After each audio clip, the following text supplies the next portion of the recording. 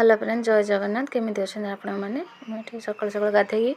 ठाकुर दर्शन करने आसी शिव मंदिर आम घर पाखे शिव मंदिर शिव लिंगटी पातालू बाहरी आ ये मंदिर आगर अच्छी गोटे बड़ पोखरीटी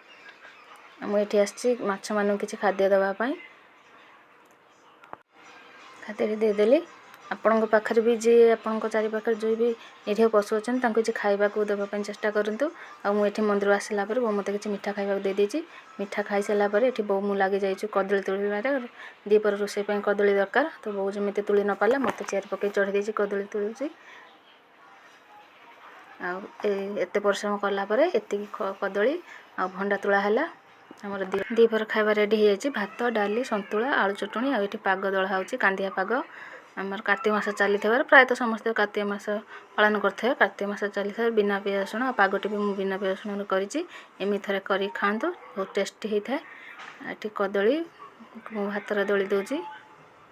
तादे कांदिया पाग टे आणिकी पकईदे गोल खाइबा जो मजा आम तो ओडिया एमती ही आमर खाइबा होता है आ ये खाइबार आमको जी शांति लगी था से पिज्जा बर्गर शांति लगी न था